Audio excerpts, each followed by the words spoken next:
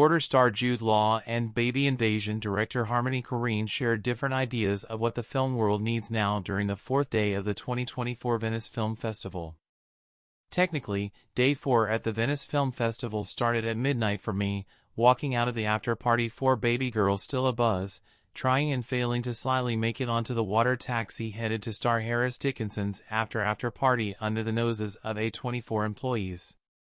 The preceding event was one of the few gatherings happening during the festival to invite over some press to rub elbows with lead Nicole Kidman, director Helena Rain and company, as well as director Christos Nikou, Fingernails, and actress Taylor Russell, Bones and all, who are each serving on a different jury at La Biennale this year. While that all made for an exciting start, the day's offerings made for a more low-key Saturday, with earlier screenings of films like Battleground and End Their Children after them, both competition titles, only drawing moderate buzz. Even the premiere of Israeli filmmaker Amos Jatai's Why War, a film whose inclusion at the festival was so controversial that 300 artists signed a letter in protest of the festival screening it due to the assertion that it was created by complicit Israeli production companies that contribute to apartheid, occupation and now genocide through their silence or active participation in art washing, was mostly unremarked upon by people actually on the Lido. For his part, Jatai stated at the film's press conference that Why War hadn't received any Israeli state money. What ultimately drew the greatest crowd was the latest film from Australian director Justin Kurzel, The Order, which is an Amazon film internationally, but an upcoming vertical entertainment release in the United States. Starring Jude Law, Nicholas Hoult, Ty Sheridan, Journey Smollett, and Mark Maron in an extended cameo as real-life outspoken radio personality Alan Berg, The Order tells the story of cops chasing a group of bank robbers in the Pacific Northwest who become forerunners for the modern white supremacist domestic terror movement. It felt like a piece of work that needed to be made now. It's always interesting finding a piece from the past that has some relevant relationship to the present day, said Law at the Venice press conference for the film, according to Variety. However, rumor has it that The Order was seen as one of the more difficult films for a major company to release during a contentious election year, given how the subject matter aligns with some of the most vocal supporters of a certain former Republican president currently running for office. Reviews were mostly positive for what is essentially the type of action thriller that would skyrocket up the streaming charts once it is available for rent.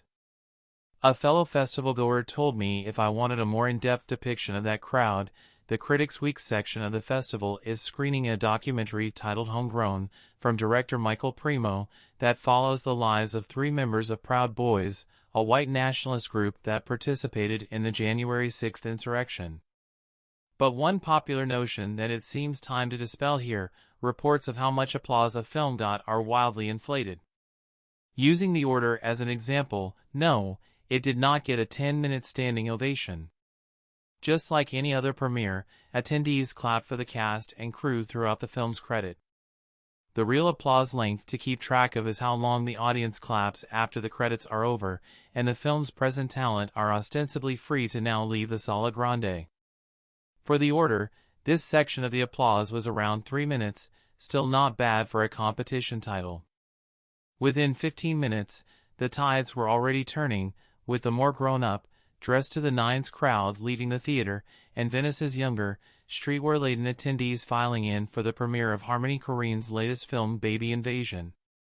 At the press conference for the film earlier in the day, the Spring Breakers filmmaker, who was at the festival just last year with Agro Dr. 1FT, the first project he produced through his new multimedia design collective EDGLRD, made a point of calling out Hollywood for its lack of embrace for the creatives and the forms of entertainment like gaming and live streaming that command the attention of the youth.